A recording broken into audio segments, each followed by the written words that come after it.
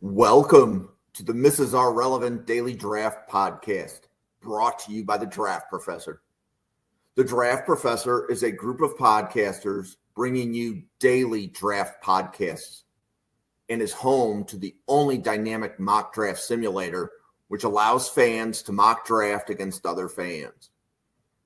The Draft Professor Simulator features a first-round challenge, 5 unique one-round drafts. The Draft Professor Simulator features a second-round challenge, 10 unique 2-round drafts. All mock drafts are always picking against the fans and draft analysts which use the simulator. Every mock, every pick, every time. The Draft Professor also features ranked players functionality, where you can rank your favorite players at every position. Optionally, you can add tiers to your rankings to show what round you have the players graded in. The Draft Professor also features Draft a Team functionality, which allows users to snake draft a team of 22 players to demonstrate your my guys, compare player strengths, and discuss draft prospects in a way no other mock draft simulator can. Thank you for tuning in to the Mrs. R Relevant Daily Draft Podcast. This episode will begin shortly.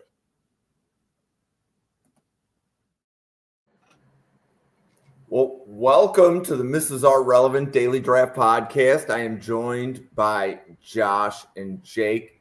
And Josh, it seems like I just saw you like literally a couple days ago in Mobile. So it's good to see you back on camera. Yeah, no, it's good to be back at home base. Just got back a couple hours ago. Had an amazing time in Mobile. Got to meet up with Jim, everybody else at the Draft Professor. Got to meet up with the boys at Scouts Eye View. Talked to NFL executives, NFL personnel, college personnel. Just a really good experience overall in Mobile. But no football this week. We got one more game. We got the Super Bowl coming up. And draft season's in full effect right now. So we're giving you all the coverage you need daily here on the Draft Professor podcast at NFL Draft Fanatic on Twitter.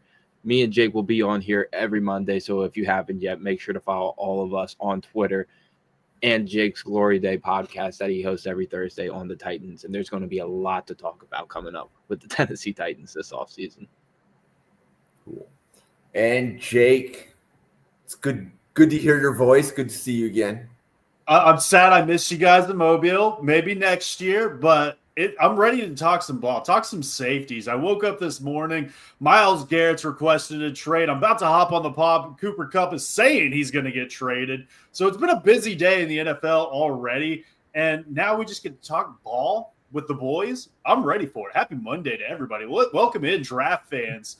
Follow everybody that's on your screen, because we're about to dive deep into it all the way to April. We're pushing through, boys.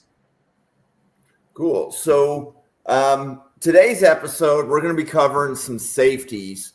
So as Jake was building his board, he was saying, okay, he was short a few safeties. So we decided to use today to break down 8. We're not saying these are the top 8, even though I do think the 4 best safeties in the class are on this episode. So we're covering 4 really good safeties, and then we're going to cover 4 that should generate some discussion. And let's just go ahead and kick this off. And Jake, I know that you are an Oklahoma guy. So what did you see when you looked at the tape for Billy Bowman? So Billy Bowman is a guy that's coming into this draft year before the season, and this is a guy that was regarded as maybe safety 1 in this class, maybe safety 2. Didn't have the best year in that Brent Venables scheme, and I think a lot of that was conducive to being played primarily out of position. He is a slot defender at the next level, in my opinion, that was turned into a safety. He's just undersized for a lot of that, and I think that shows with the missed tackle percentage that we've seen his entire career. But when we're talking opportunistic players in this year's draft, Billy Bowman might be at the top of the list. We're talking 11 interceptions across his career, with I think 3 or 4 of them returned for pick sixes last year. So this is a guy that if the ball is in the air, he's playing it very well. I think the size is the biggest concern, which is when you put him in the slot. That's why he was regarded as safety 1 or safety 2 last year. I think he still played very well this season. A lot of the people are seeing him as a 4th to 6th round pick. I don't agree with that. I think Billy Bowman is going to come into this league and just show his versatility along coverages. This is the guy that you can play safety, but then you roll him into the slot, or vice versa, and you kick him out and allow him to do a deep half or the middle third, and you're perfectly happy with that. I think there are lapses in times where he likes to bait opposing quarterbacks, and sometimes that gets the better of him. But it also allows for some really cool plays. So at the end of the day, I have a 3rd-round grade on Billy Bowman, and I think this is where he ultimately is probably going to land. I like I said, I see a lot of 4th to 6th round on the media. I think people are going to really like Billy Bowman and what he brings as just a leader to a secondary that can also be a premier punt returner as well. You get the ball in this guy's hand, and he does really good things with it. This is a guy that they held back a lot, having like Drake Stoops throughout these last 3 years, and allowed him to do things. But when they needed a big play, guess who was out there catching the ball? It was Billy Bowman. So at the end of the day, I think he's going to be very good, and I will throw it to Josh. Yeah, no. So once you pop on Bowman's tape, the first thing you instantly notice is the easy athletic ability, easy movement skills. We saw it all week in Mobile, him covering tight ends, one-on-one, slot receivers, outside receivers, even sometimes. Just easy movement skills, a fluent athlete. Hip fluidity is not going to be an issue with Billy Bowman at the next level at all. And to Jake's point, I didn't consider this at all. I just graded him as a straight safety. His grade will go up for me even more once I move him to the nickelback position, because his body type, his movement skills, his baitness and coverage just fits so well for the nickel position at the next level. You love to see the toughness that he brings, his athletic ability, high mental processing guy. Range obviously is there with the easy athletic ability movements. Him and run support, that's a conversation we need to talk about, because it's not an issue of effort or being in the right position. More oftentimes than not, on outside zones, he's forcing runners back into the inside, into the middle of the play, or he's in phase to make the play on the ball carrier. But it's that size. How is he going to be able to tackle at the next level, even if you move him into that slot position? Can you leave him in on early downs, him being a little bit undersized? And I know it says 200 pounds, but he's shorter on the 5'09", 6'10" inch side, a little bit more skinnier. So he'll definitely slide in beautifully into that nickel position. And then, like Jake said and alluded to earlier, you love to see the ball skills and instincts. So many interceptions, really high IQ when he's playing the ball, trying to bait the quarterback, but that does leave open windows sometimes. He'll get out of his coverage and zone coverage, try to bait the quarterback often a little too much, and leave easy windows for throws over the middle when he's rolling to the inside. But this is a guy that's really versatile. You can line him up anywhere. You can line him up at safety if you need to. Fits really well as a nickelback. He's going to be creeping to see if he can get in that top 100 for me. This is a guy I think at the combine he could run under a 4.40, and if he does that, that's going to raise his draft stock incredibly. Like we said, this is an easy mover, easy athletic ability, really good play speed, kind of nickelback safety hybrid.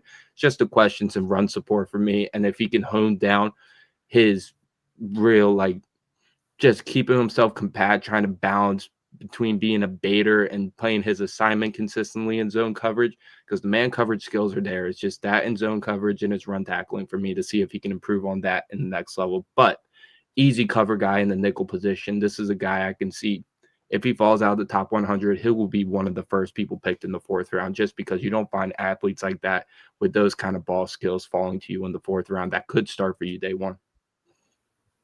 It's interesting, too, that you guys I think, Jake, you mentioned kick returning. Oh, yeah. He's a great returner. Might be his best position. And I think that alludes to why he took so many balls back to the house last year, is because when he has the football in his hand, he's versatile. This is a guy that I highly regard that I think could have played slot receiver in college, and we still might be talking about him at this point in time. He reminds me of a Buffalo receiver quite a bit, and Khalil Shakir over there, and very similar build, I think, in his own right. And he lacks that arm length. He's not going to be a guy that you're going to want to put in press very much at the slot. but he's gonna do a lot of great things in coverage. And I think just the versatility is gonna have a lot of teams talking. Yeah, so I might be mocking him to Buffalo on day 3 because my opinion is we need a punt returner that can play. Right now, our punt returner is a liability if he's actually on the field for defense. So it's interesting on that. Okay, next player. So I am really curious what Josh is going to say about Jaylin Reed, because I have seen the grades on Reed pretty far apart. But Josh, where do you stand on Jaylin Reed? Well, the reason the grades are so far apart on Jaylin Reed is, one, he's not the most spectacular athlete in the world, and two, he was a late riser. This is a guy that really exploded on his senior year, got experience as a junior and sophomore, but really exploded and started to get really comfortable as a senior. And one thing that you're going to look at with Jaylin Reed that's instantly going to translate to the next level is his ability to play the run. He can play the run from the deep safety position. He can come down into the box and fill a hole in a gap scheme. He can flow well with the outside zone schemes. This is a guy that's all around going to be a very good run defender from the safety position. You also like to see the ball skills and instincts improve this year. This is a guy that plays physical man-to-man. He can make plays, good breaks on the ball, really read and react to the quarterback's eyes without getting too undisciplined in man and zone coverage. Like we've said, this isn't going to be the most spectacular athlete in the world. He has good motor. He has good stop and go ability, but he doesn't have the good burst, good speed, like the elite athletic ability tools you'll see with a guy like Billy Bowman, for example. So you'll see a little tightness in his hip fluidity and man coverage because of that. But really good mental processing, especially this year. You like the versatility he brings in both run and pass. This is a guy that can win with physicality and technicality in man and zone coverage, but he's not going to be the rangiest safety in the world, like we've said, just because he's not the most stellar athlete in the world. But there is still a place for Jaylin Reed, absolutely, in the NFL, and he'll fit an immediate role for teams that are looking for run supporting safeties and just need overall help in run defense altogether. So this is a guy that battles with me between Jonas Sankar, which we'll talk about in a little bit, where I'm going to put them on my rankings. Very similar prospects in my mind. And I think this is a guy that should go in the top 100. If he doesn't, it's going to be because of the hip mobility concerns, the overall athletic ability. But the run support, his ball skills and instincts, and his improvement in coverage this year cannot go understated. And teams that need help with run defense at the safety position are going to love what Jaylin Reed brings you on day one. I love it. I love it. I'll go ahead and hop into Jaylin Reed. I really just got to watch a lot of his tape today, and I have a very similar breakdown to Josh. And I was going to ask him before he kind of alluded to, he said top 100. I was thinking that same thing in regards to what he was saying, but then the land of the player grade was slightly different for me. I have a 5th round grade on Jaylin Reed right now. And what I wrote down was this guy is going to be a fucking special teams ace. Oh, yeah. I wrote down Captain America, but Hydra Captain America, because he's got that demon. He's got that dog in him. And I'm excited to see what that really transpires to be, because he is still very raw. I think out of these players that we're going to talk about today, he had more tackles than any other one. He also had more missed tackles than anyone as well. So you would like to see that cleaned up. But at the same time, like Josh alluded to, he really kind of came on and exploded onto the scene this year. So hopefully that sky's the limit. I do worry about the coverage ability. I think as he progressed through this season, he really grew as a zone defender. And I think he has a lot of high IQ plays out there. It's at the same time, I still question maybe the straight line speed more than anything. This isn't a guy that you're going to man up really on anyone. I don't think as of right now I'd be comfortable manning him up on a running back or a tight end, and that's really the bottom. So this is a guy that you're not pulling down into, or you're not letting him cover a deep third or a deep half. This is a pure strong safety for me right now. You're getting him in the box. You're letting him QB spy and chase down those underneath routes, because that's when he does his best work. And you're putting him in a good place to succeed. I think this is a guy that you bring in on day 3 to me. You get him on the 53. You let him contribute on special teams, and you let him grow as a defender, and maybe he finds his way onto the field as a dime backer where you put him in the middle and you let him grow there. And then from there, maybe that worth ethic will push him to another level and he can be a starting safety in the league. But as of right now, I think it's just a little bit too raw for me to make that commitment on day one or day two just yet. But I'm willing to listen to what we hear in the media of what kind of leader he is, because I think that could be his best trait. And we should point out that Penn State has 2 safeties recovering today. Mm-hmm. And Penn State was one of the Final Four college football teams. So he was playing safety on a defense that was playing at a high level. Mm-hmm. So that should point out, like when you say he exploded in the scene, that should point out maybe how big that explosion is that a first-round pick in Penn State's defensive backfield went down with an injury, and Penn State still advanced. Right? Mm-hmm. So, okay, next player. Jonas Sankar from Virginia. So I believe we saw him at the Senior Bowl. I remember seeing him go in, and he immediately stuck his head in there on a running play and kind of blew it up. But, Jake, what did you see from Jonas Sankar? I'm a little bit jealous I didn't get to watch him with you guys, because I'm sure you guys got the insight on there. The measurables I have down from the Senior Bowl is he has a 6'5" wingspan. Now, maybe you guys can confirm or deny, but that's huge. And this is a guy that was playing 8-man ball in high school for a private school, and then comes into Virginia and is lighting it up this past season. And really, man, thank you for putting on this list, because he is shooting up my board right now, because there's so much things I love that I think he's going to continue to grow upon. And we're just looking at strict analytic metrics. He sticks out a lot, and there's not a lot of red flags either. So I'm going to have to watch more and more tape on this guy to really see where he's going to land for me, because he's just outside of the 3rd round for me right now. I have the 4th round grade on him, but very smart, high IQ player that might be the best of the group getting off blocks that I saw. He uses those long arms. He uses that momentum against run blockers and gets off and makes tackles. Love to see that. Violence blitzer that stays on his feet, and that's huge to me. But he's not perfect. The athleticism leaves a little bit to be desired. So I think that does lower his ceiling, which is probably the only reason I don't have him going in day 2 right now.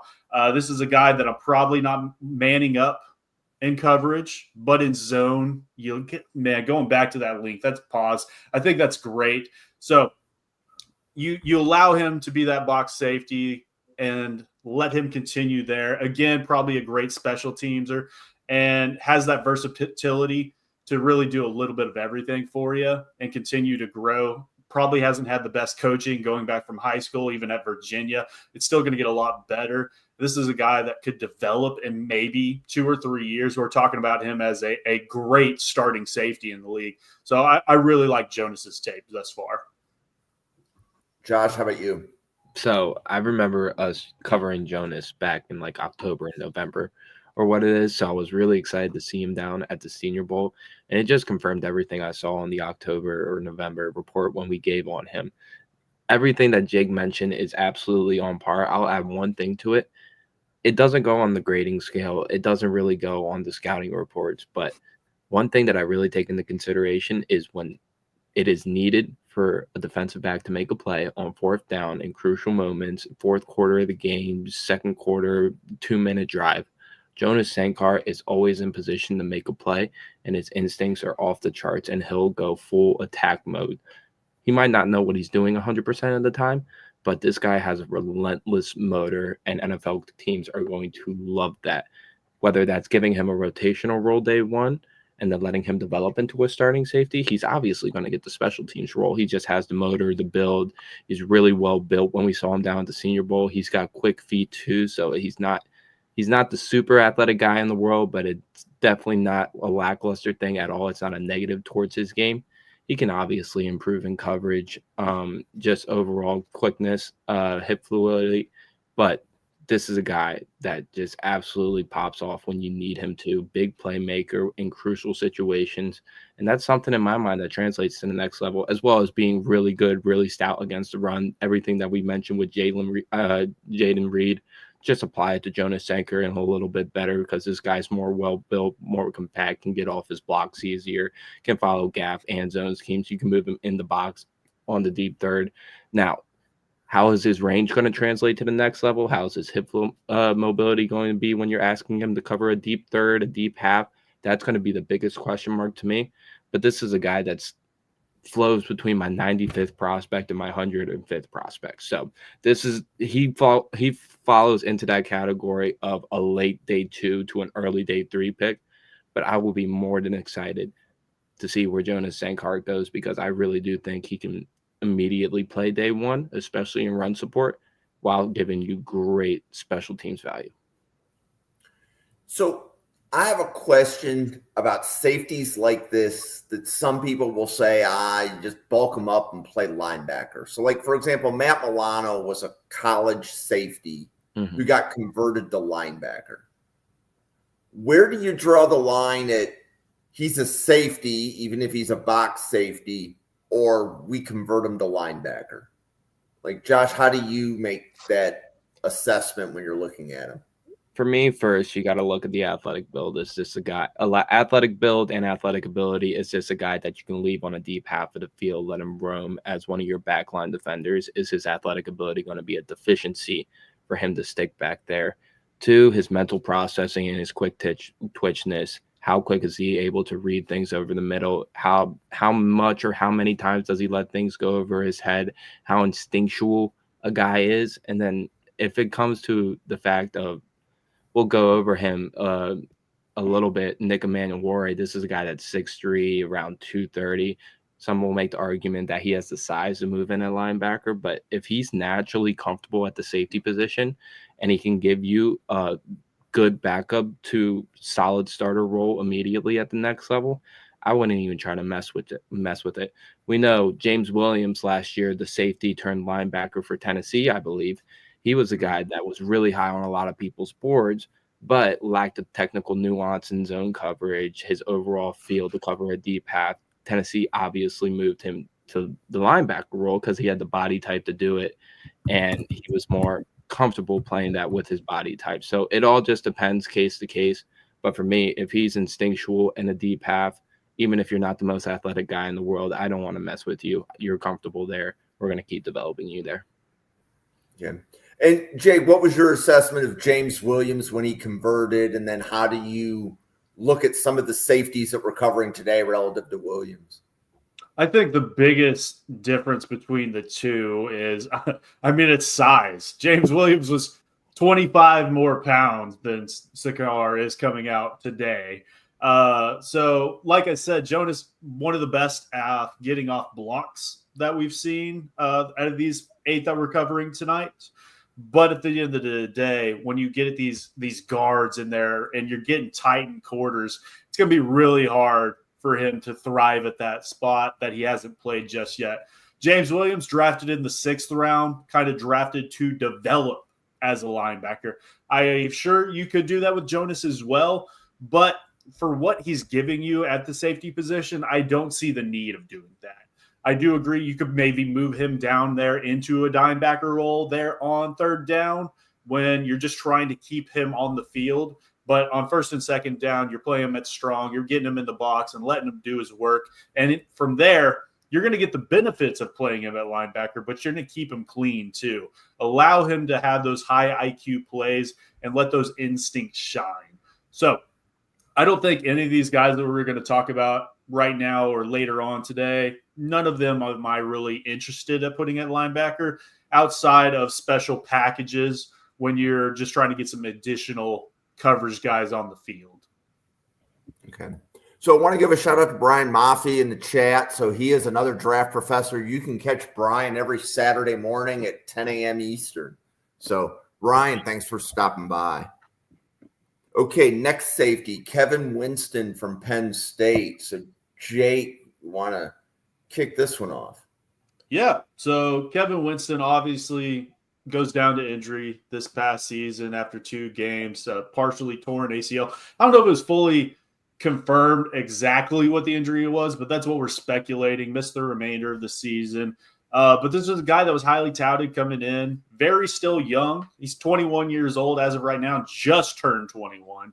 So you're hoping to get him back early into next season and let him continue to develop to what he was doing at Penn State, which had him seeing significant snaps over Jaylin Reed, who we just talked about, who is a good safety in his own right. But out of these remaining players that we're going to talk about tonight, for where he's probably going to go, I think he might be the safest out of these guys. The floor, very high. And, I mean, QB spy, these underneath routes, covering a tight end, man up, blitzing, kick coverage, screens. He does all of that really fucking good. He is really good in that right. I worry about some of the deeper stuff, and obviously with the ACL injury, this is a guy, if you're drafting him to start in year 1, he's not going to look great, in my opinion. Coming back from an ACL, I've had a major injury like that myself, and coming back that next season, it's really rough. And also being a rookie on top of that, it's going to be really rough. But I think a couple years down the line, you let him to develop into that, trust his body again. This is the guy that's going to be a safety, starting safety at a high level in this league, in my opinion. I still worry about, and before the knee injury, I worried about the change of direction ability. And I think that's probably my biggest knock against him. So, again, going up against somebody in man coverage, he could struggle with that against the premier receivers in the league, even some of the premier tight ends. I still worry about that. And I think he still needs to grow into his body a little bit. The strength at the point of contact, he'll throw his body around. Don't get me wrong, but I want to see that pop more on a consistent basis. So at the end of the day, this is a guy who was a little bit lower on than I thought it was going to be, coming in and hearing how people were talking about him. I see him in the 2nd round, 3rd round a lot. I have a very high day 3 grade on him right now. And again, maybe this is a guy that can move into 3rd round for me. But as of right now, I feel more comfortable in that early day or 4th round range for me. And Josh, how about you? So I'm going to go out on a limb and say this. We know absolutely what his injury history is, and Jake hit on it. No matter what, if you're drafting this guy day 2, early day 3, you do not want to start him year 1. He's still young. He's still got a lot of potential, but coming off of that torn ACL, especially playing the defensive back position, he's going to have to take his time to come back from injury.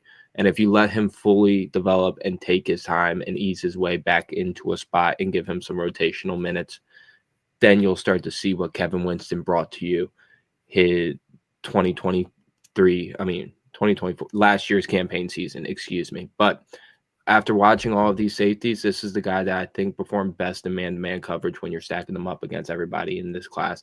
And the only reason I say that is technicality and his use of arm length. His arm length is ridiculous. He's able to use that at the point of attack, even in press man coverage, stick on bigger body tight ends. He's not the most athletic person in the world. The change of direction skills are one of the knocks I have on him, but he's able to stay in phase with his arm length on those underneath routes, on those crossers, with people working man-to-man on him. He's really technical. You like to see the ball skills as well last year in his campaign.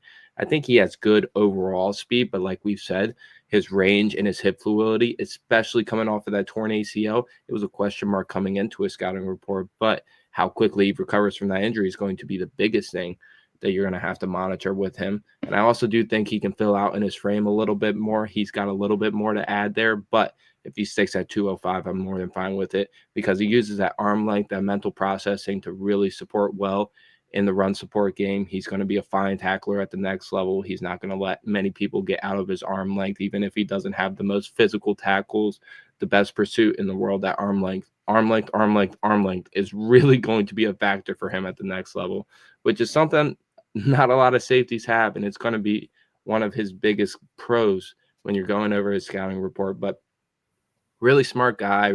He can be versatile in the run and pass. We'll see how instinctive he is in zone coverage coming back, how quick-footed he is. Again, it's going to take some time for this guy, but this guy has all the makings of being a really good starter at the next level. He sits in the top 64 for me. He's going to fall down the board. Let's be real. Teams are going to be scared of the injury. If they were scared of Peyton Wilson last year, even though that's way more of a significant injury, Peyton Wilson was projected to be a top 32 overall talent to some people. Kevin Winston sitting in that top 50, top 64. If he falls down to the third round, let a smart playoff contending team take him, let him recover well in his rookie season. And then second year Kevin Winston Jr., you got a real starting safety on your team that can really cover him man-to-man and bring you good run support. Okay, so now we're at our big finish with three guys. So Brandon in the chat, this is your guy.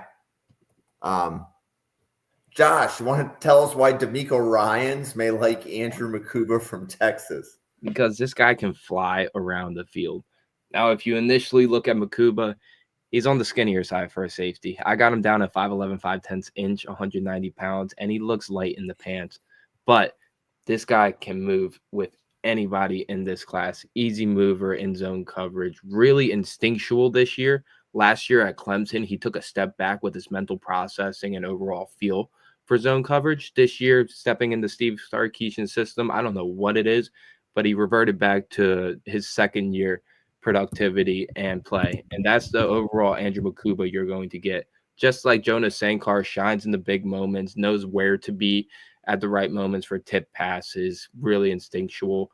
You like his fluidity and coverage. This is a guy that you're not going to want manned up on tight ends and man-to-man coverage, but this is a true free safety that I would trust in any deep half, deep third. Let him roam around. If you need him to come down and guard his zone coverage over the middle of the field, I think he can easily do that. And his mental processing, again, has gotten so much better from his last year campaign.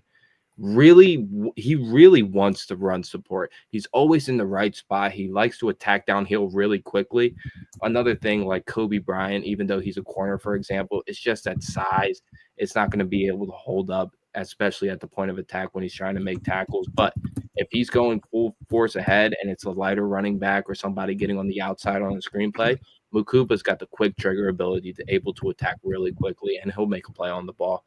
Toughness, let's see if he's able to really build off of this or if we're going to get a revert of what last year's campaign was, because overall it's going to be the question of, are you getting this year's Andrew Mukuba or are you getting Clemson Andrew Mukuba? Because his mental processing this year in every facet of the game was enhanced on a notch. And you got to credit that to coaching, his teammates pushing him to be the best version of himself, because the sky is the limit for this guy in coverage. This could be an elite zone coverage safety covering a deep half, a deep third, or coming down in the middle. But question marks in man coverage, like the mental processing. Let's just see what happens with him his rookie year, but you like to bet on the traits. This is a guy that's going to sit in the top 64 for me again as well. Instincts are there, his zone coverage ability, overall hip fluidity, and you love to see him want to run support, even though he doesn't have the play strength to hold up at the point of attack. But obvious strengths, obvious weaknesses, get him in the right scheme, and you got an overall playmaker on the back half of your secondary. So Jake, how about you? Yeah, I agree with just about everything that Josh said. One of the best, joystick athlete, change of direction, everything you really want out of that guy in that deep half of the field. He can really, really do some special things with that movement ability. And I think that's why he did explode onto the scene this past season.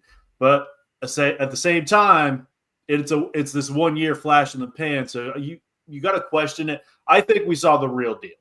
I think that is what he is. And I think he'll only continue to improve upon that. But he's like Sonic the Hedgehog out there. He's super lean, super small, and he's going 100 miles an hour. So I think this is going to be one of those guys that gets that welcome to the NFL moment. Like Josh alluded to, he loves to come downfield, and he will throw his entire body. And I can just see him doing that against the Ravens next year, running dead stone cold into Derrick Henry and just getting posterized. And that's something I worry about. And that might just be 1 or 2 plays, 3 plays that happens throughout the season. And he might get on some graphics, but I think he could still really have a good rookie season as well. He's going to continue to grow. The size, that's probably the biggest knock I have for him. I have him as a 3rd-round grade currently. And this is a guy that may have made the most money this past offseason. Because this is a guy that he was an undrafted free agent coming into the year. And now, I see him mocked in the 1st round sometimes. So Mukuba, I think sky's the limit to an extent outside of the size and the weight. Cool. Okay, so we have 3 more safeties to go. And I definitely want to give a shout out to Vikes Run the North. Very active on the Draft Professor Twitter page. I don't know if you did a 32-player mock with us already, but I know that you are participating in the one coming up on Friday. But Josh, you want to kick off Nick Emmanwori for us? So before I get into the Emmanwori conversation, this is a guy that I was super high on during October and November, tempered my expectations and my grading down a little bit for Emmanwori, but then I went back over him today, and I don't know why I second-guessed myself. It's not just the measurables with this guy, but we'll go over it. 6'3", 227 pounds, but this guy is a borderline elite athlete at the safety position. He's got the play strength, and he's a guy that's projected to run in the low 4.4s, and he could even run in the high 4.3s if he runs a good comp. This is going to be a combine warrior. Everybody's going to be hopping on the Emmanwori train after he's done in Indianapolis. But really good ball skills this year, which was something very interesting to see a guy at that size. Usually with those type of bigger safeties, they'll either roll down the box and won't be that productive in zone coverage, but this guy has the productiveness and the instincts to quick trigger on anything and make a play on the ball. Really good play speed, like we've mentioned. Even if he gets out of his run fits, which his mental processing's got to improve when he's down lower at the line of scrimmage, get his overall feel. His size and his arm length, he'll be able to make any tackle that just comes in his range. Even if he misses one every now and then, this is a guy I will count on to make tackles at the 2nd level and not blink an eye. He's going to have to improve his hip fluidity at the next level, but that's obvious for a guy at his size. You take that deficiency. I love the toughness that he plays with. I think he's actually very much improved in coverage this year. The only time I really saw where his coverage and his quick trigger instincts took a lap was in red zone coverage, and he's kind of just standing there stallmate, especially if they have him playing in zone coverage. He doesn't really know what to do with his body. He'll want to play the run. He'll want to come down to the line of scrimmage. Because naturally, this is a guy that I could see working in those those middle zones over the middle of the field. Even though he has the capability to play the deep half, South Carolina played him in the deep half a lot this year, and that just attests to the versatility that he brings. So, a guy that I absolutely love, not just on the measurables, but the overall IQ. If you guys get a chance to watch this guy's interviews or sit downs one-on-one in podcasts, he understands the game really well, whether it's from the deep safety position when he's down as a dime linebacker or playing a safety role over the middle of the field. Even if he's not in position to make the play 100% of the time, it's more 8 out of 10 times. He's a really high processor, kind of like a Will Campbell on the defensive side of the ball, really high processor, even if he's not there in phase to make the play 100% of the time. But you cannot find athletes like this at the safety position every single day. You just can't. This is a top 20 guy for me. I don't see this guy falling out of the 1st round, in my opinion. And like the comment alluded to, if Brian Flores gets his hands on this guy, you thought Josh Metellus was versatile, get ready. Get ready to learn Emmanwori, buddy, because he's going to make some money in Indianapolis. Okay, so I want to give, before we jump to Jake, I want to give both Vikes Run the North as well as Josh a shout out, because I don't know that I've heard Emmanwori top 32 until the two of you have been saying that the last 3 days. So it's not you guys plant your flag, but I love hearing it. But Jake, what do you have on Emmanwori? We'll start with some of the bad, and then I'll get to the good. I think he is still learning a lot of the intricacies of zone coverage. I do see some laps from time to time. I think they're improving, though. And this is a very linear athlete. I think the change of direction is something to note. But with that height that he has, that's kind of normal. That's kind of what you expect at it. But it's still a knock in that any regard. Now let's talk good. This is a 6'3", 227 defender, like you have on the graphic, which is the tallest and the biggest. He's also the youngest. He's not even 21 years old that we're going to talk about tonight. So biggest, tallest, youngest, and the best athlete. This guy is a freak show out there. Dude is – I don't like talking about other men's bodies, but his is perfect. Mm-hmm. Zero body fat on this dude. So he's only going to continue to go upon that. Great tackler.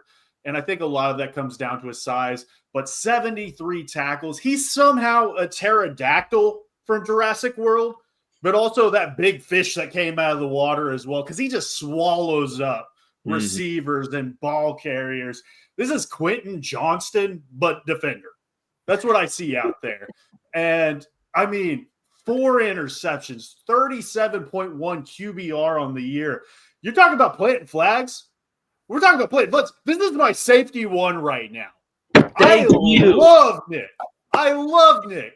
And I thought about it all day long. And it's like, no, you can't do that, Jake. You can't do that because there's Malaki Starks and there's Xavier Watts out there. But no, Nick is my safety one right now. I absolutely loved his tape. And he still has the highest ceiling. This is, again, the best athlete with all of these other intangibles that are going along. And I think he's got it between the ears. That's why I think Emmanwori is safety one in this year's class and a surefire first-round pick. And I'll turn it back to you. Awesome. Let's plant the flag. Yeah, plant the flags. This is awesome because I think we've covered safeties on the channel, but every time we covered safeties, it was either with corners or with tight ends. You guys are actually the first one to just do safeties.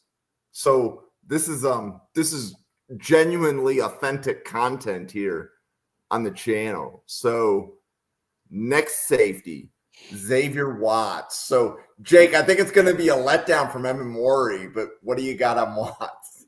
It's unfortunate. We'll talk about Xavier Watts, who is my safety 2 right now. 6 foot 203 out of Notre Dame. Had a great year this past year. Ball hawk with great size, great build. And these last 2 guys, they're very similar in that right. But this dude, I call him Randy Couture because he's the natural, baby. The size, the fluidity at the position, I think might be the best out of this grouping. I think he's just natural at everything, and he finds his way to find the football. Instinctual. What he did against USC should be a federal crime. He should be in prison for what he did to Lincoln Riley's offense. So, a very good player in his own right. Still needs to refine some of those things in man coverage and learning how to flip his hips a little bit better. By far is he not oily with those hips just yet. Needs a little bit of WD-40 in those. But I think you can draft him as a day one starter at the safety position. I think if you put this guy in a primarily cover 3 system, he would thrive from the get-go. Mm-hmm. But at the end of the day, he doesn't do anything bad. So he is, in his own right, very safe to me as well. So Xavier Watts, I can't say first round just yet, but very early second round for me. Mm-hmm. No, I'm right there along with you, Jake. Everything you hit on is perfect. I mean, we'll talk about Malaki Starks. We already talked about Emmanwori, and they have so many likable traits to them, but they also have things that they need to work on. Xavier Watts obviously needs to improve a little bit of mobility and hitman coverage, but he's not going to be a liability by any means. This is a guy, high instincts, high mental processing. We'll bring it in the run game as well. Love the toughness that he brings on that Notre Dame defense. Well put by you. There's little to no flaws in his game. The only reason we're going to have him in that early second round, top 50-ish range instead of putting him in that top 32, it's just because he doesn't have the mobility like the other prospects that we'll be talking about whether at the linebacker position, safety, corner. He doesn't stack up compared to those guys, but when you're talking about between the ears, toughness, going to make a play on everything, going to go 100%, and really good ball skills, this is a day one starter, absolutely, in the NFL. He's a top 50 guy for me. He's just outside of the first round, but the team's going to be really lucky to draft Xavier Watts. High floor and decent ceiling. Not super high ceiling, but pretty decent ceiling. Cool. So before we go to our final player, let's pause for a quick commercial. Jake, you want to introduce yourself? Tell everybody where you are. We have a very active chat tonight, so I think a few people might be stopping by for the first time. So, man, shout out to the chat. You guys are real. You guys are the real G's. But we got Vikes to run the South, Pots, Kettle, Teapot, Brian, as always. And you guys are only continuing to grow every time me and Josh are over here on Monday. So we appreciate everybody. Hit that subscribe button. My name is Jake Robertson. You can find me at Glory Day Sports on all social media. Go check out the Morning Glory Show live every Thursday morning, 7 a.m. Central Standard Time with me, B. Will, and Jonathan Miller talking all things Titans. Learn what we're doing with the first round pick. Learn what we're doing at the top of the second. We'll be talking about that all week long. And we had a long, heated debate this week on it. So go check out that show from past Thursday. But I'll throw it to Josh. Yeah, you guys can follow me at Twitter at juice_T23. Just posted on there. We got done the Senior Bowl, so you're going to get full positional breakdowns coming here in the next couple of weeks. I just got through everybody on offense from the Senior Bowl. Still got to go through Shrine Bowl guys, but got over 100 players graded on offense. Got the front seven done these past couple of days, getting back from Mobile. So now we're working on defensive backs, corners, nickel, safeties, trying to get my top 150 board all put together for you guys. I already have over 150 players graded. I just put them all on a board. So you're going to get positional breakdown, big board coming up. And just like Jake planting his flag on a Emmanwori one, safety one, you're going to have definitely some flags planted for when that big board comes out. So stay tuned for that. And you'll always find me on here every Monday bringing it on the NFL Draft Fanatic podcast. Cool. So my name's Jim, and please follow the channel. There we go. At NFL Draft Fanatic, no I in Fanatic. So hit that subscribe and the like on YouTube. Follow on X. The channel has daily draft content. So Jake and Josh have been doing this on the channel, I want to say, since really early November.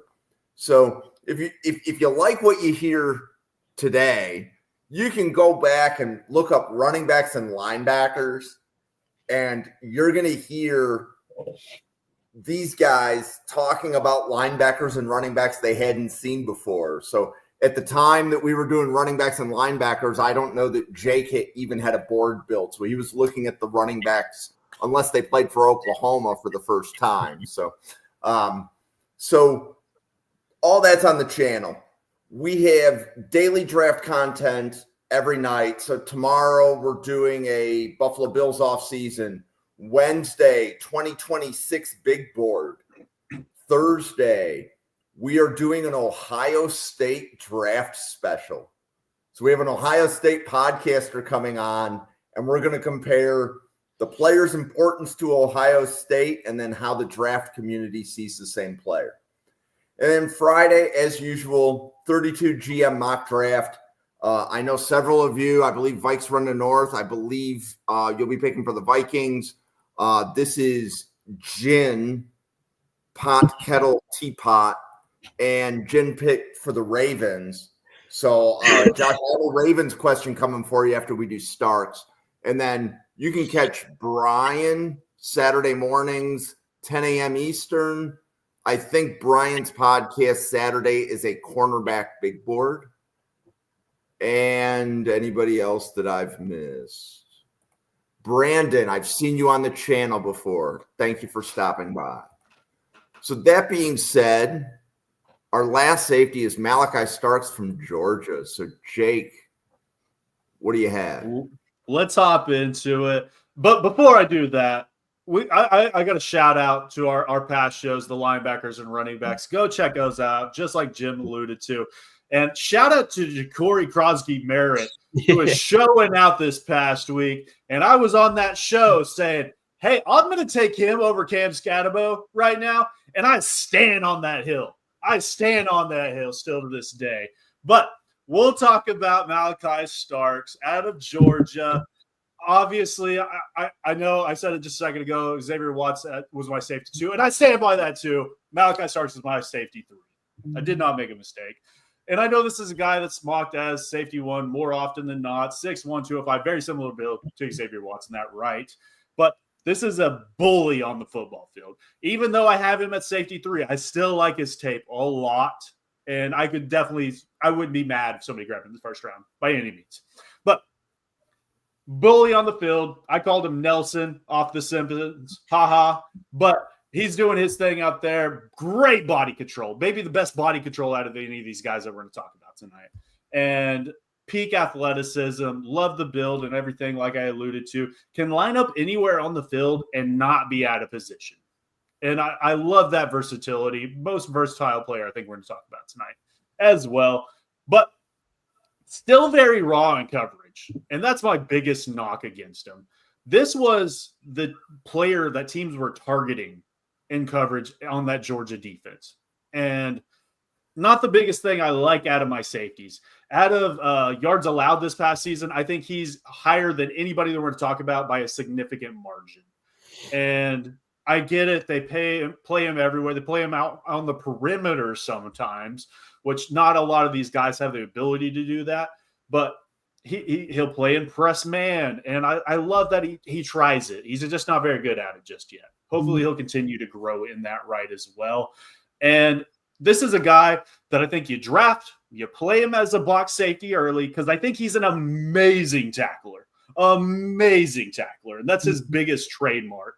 And he does a good job of finding the football as well. So you put this guy in the box very early in his career. You put him in his cocoon, and then you let him evolve into a Butterfree. You let him become that Pokemon, and then you're rocking and rolling. And I'm super happy with that. So I think this is a guy that might take a little bit of time to develop as a safety, but very high ceiling, very safe floor. I have him as a second round grade right now. But like I said, this isn't a super talented high-end draft, very deep. So I would anticipate him still going in the first and would be perfectly fine with it. Mm-hmm. And I'll be on record to say that I grew up a Georgia Bulldog fan. So obviously we'll have Georgia Bulldogs player more held in higher regards when I'm scouting them. And I am Malaki Starks' biggest critic, especially watching him on just normal Saturday afternoon games that have little to no meaning behind them. I do think Kirby Smart put a lot on his plate. I saw him start as a freshman, really evolve his second year and get really comfortable playing those deep halves in the cover 2 scheme that Kirby likes to run. But Kirby really needed a lot out of Malaki Starks this year. That's why you saw him line up on the outside at corner at times, lining up against slot defenders, lining up in the box. They asked Malaki Starks to do a lot. But when I tell you this might be one of the best, if not the best guys I've ever seen play a cover 2 deep half safety role, you absolutely see the ball skills, the play speed, the catch at the high point at the catch point. This is a guy that's amazing in that scheme, and I think that easily translates at the next level. Really, really, really good tackler for his size. Also can give you return ability. So this is a fluent athlete, a fluent mover that I absolutely love in cover 2 schemes. Where I don't like him is lining up against slot receivers, trying to play them man on man. You'll see his mental processing digress a little bit. I know there's a play against Mississippi State where he over pursues a RPO option and he lets somebody sneak completely behind him for a touchdown. It's putting him out of position is where he's going to have trouble at the next level. I constantly see him getting drafted top 10, top 15, and the only reason he's going to be safety 1 is because a lot of these safeties really well-rounded in their own regards.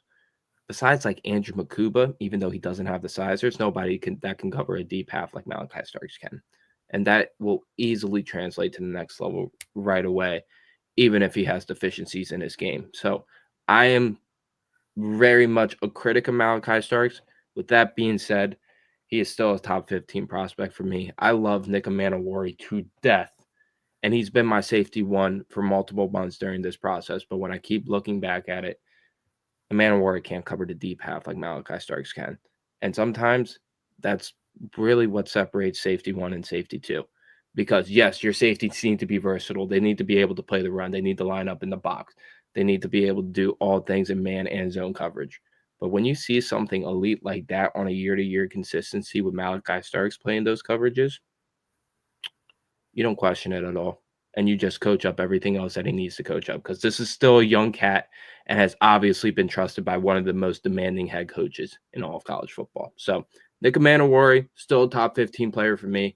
I mean, not Emmanwori. Malaki Starks, still a top 15 player for me. Emmanwori is a top 20 player for me. So those two I hold in such high regards. This is a really good safety class if you start to look into it. Understand what Malaki Starks' deficiencies are, but draft him for the right reason, and you're getting a Pro Bowler. You're one in my mind if you play him where he's supposed to be played. So I can't think of a year where we had 4 safeties go in the top 64. Like last year, I think 3 went in round 2, but I don't remember any going in round 1. Mm-hmm. Like we had Newbin, Bishop, and I think one other went in round 2 last year. Mm-hmm. So I agree that this is looking like a very talented safety class. Absolutely. Okay. So Josh, the Ravens had some issues. They had to move Kyle Hamilton back to safety this year. If you had to pick one of these safeties for Baltimore, which one do you like best in Baltimore's scheme? So where Baltimore likes Hamilton is when he's closer to the line of scrimmage. Now, can he play a deep half? Can he play a cover 3? Absolutely. The mental processing, high IQ, off the charts is there. Malaki Starks is not going to be there, so I'm not going to say Malaki Starks. And I'm not going to say Nick Emmanwori either, just because I don't think that size profile pairs up well next to Kyle Hamilton in coverage. I think they're looking for somebody more athletic, more agile. And for me, we've done it before in mock drafts. I think Andrew Mukuba would be an easy slide in for the Ravens day one. Somebody that can be that yang to Kyle Hamilton's yin. Really pairs up well, lets Kyle move around all around the line of scrimmage where he needs to be. He can play that cover 2 system as well, but let Andrew Mukuba roam over the middle of the field, come down to the middle of the field in coverage. Easy athletic ability, easy movement skills would pair really well with Kyle Hamilton. Okay, and Jake, from a Titans perspective, where do safeties fit with the Titans? Obviously, they have much bigger needs, but well, Denard, yes, we have much bigger needs, so I don't know if it's something they'll address very early. But as of right now, we have one safety on the team, and that's Amani Hooker. That's all that's under contract currently. So they're definitely going to address the position, and I anticipate they will probably look at free agency, but they're going to draft somebody as well. And we talked about Kyle Hamilton and how long it was ago till that 4 safeties were drafted in the first 2 rounds. That was the draft because we had Kyle Hamilton, Jalen Petrie, Jaquan Brisker, and Brian Cook all taken in the first 2 rounds, which turned out to be a very good safety class in its own right as well. So that's where I'm looking at. I think that's going to be great. But yes, I don't know. They don't have a 3rd round pick. I don't think they can afford to take one in the first 2 rounds. Again, if Nick Emmanwori is there, I'm perfectly fine like it. Like I said, Malaki Starks is there. Hey, go for it, brother. Go get that player. Go get the talent over need.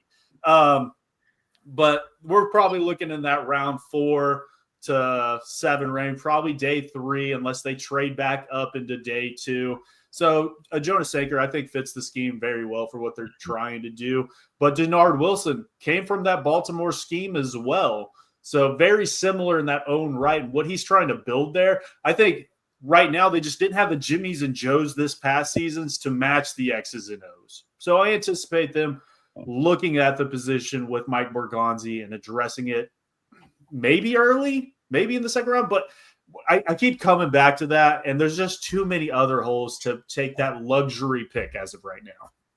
Okay. Looking through my safety board off of players that I haven't covered yet, but I know about, one guy that you guys could attack in day 3 that really could be not sort of a culture mover, but more of a tone setter on defense to really bring the effort up is Dan Jackson, the safety out of Georgia. Just somebody that will fly around, make plays, go 100% all the time. And that's honestly, at this point, what you guys need in your day 3 selections, just so you can get that overall effort, the true effort out of your defense. We need bodies. We need bodies, Mike Bergonzi. Bring them to me. I need to just see what this depth chart looks like, because of right now, you might be running out there, the punter out there as your starting safety, because you just don't have anybody. James Williams, you're a safety again, brother. I know you trained for a middle linebacker this last year and a half, but I'm sorry, you're playing strong safety again. They could do that. Oh, my God. So, Jake, you could go to the Draft Professor site and obviously find a few more safeties to watch. There was one that I believe we covered on a linebacker podcast, Andreas Keaton from Temple. Mm-hmm. Yes, I have watched Keaton. He is very good in his own right as well. I would agree with that. Malaki Moore from Alabama was somebody that we didn't cover today. Sebastian Castro and Dante Trader.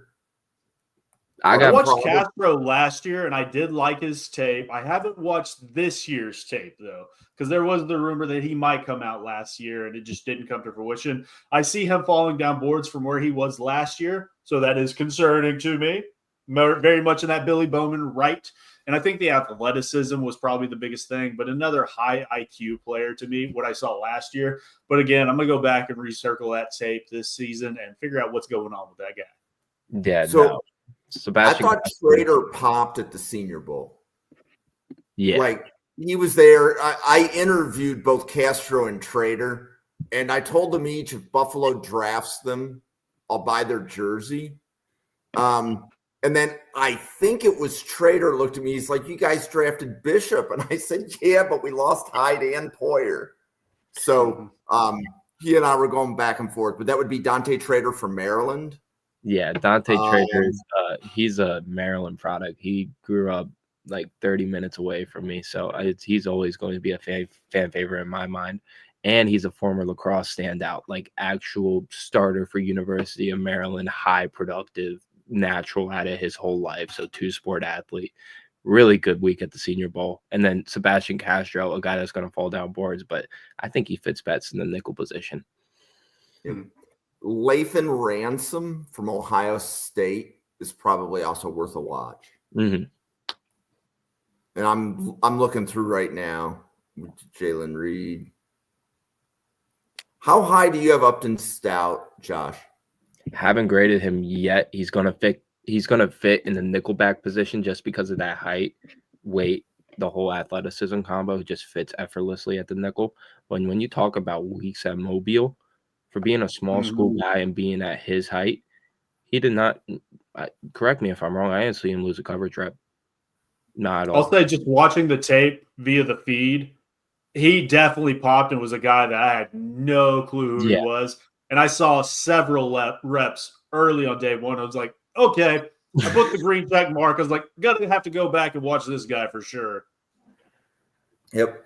Hey, Brian, if you are still listening and Jake has to build his safety board, is there anybody else that you would suggest that Jake watch that we have not mentioned? And if anybody else listening has other safeties that you think Jake should watch as he's building his safety board, feel free to drop them into the chat. So I did like what I saw from Hunter Warler over there in Mobile as well. He was another guy that popped for me a few different times.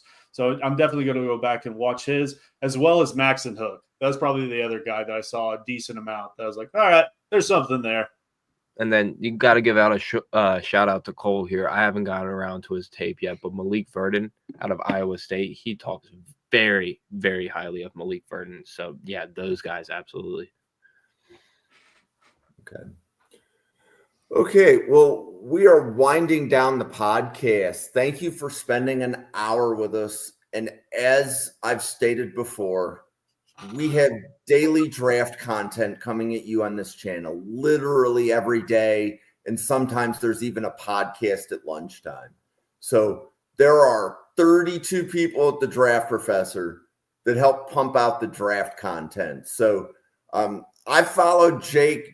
Like I was messaging you earlier, Jake. you and I were following each other for probably 3 years, and I said, "Hey, I'm starting a draft podcast." Jake thought I had a huge group put together. He was like the second or third person that said yes. So, like I'm thoroughly impressed with as we're going through this draft season. We have a lot of fans engaging on the page. We have fans on the 32 GM mock draft. So, it is really cool to see everybody just kind of chiming in on the chat. And on behalf of the 32 podcast with the Draft Professor, give Glory Day Sports a follow. Give Juice_T23 a follow. At NFL Draft Fanatic a follow. Thank you so much for watching. Have a great Monday night, and we'll see you on a podcast again tomorrow.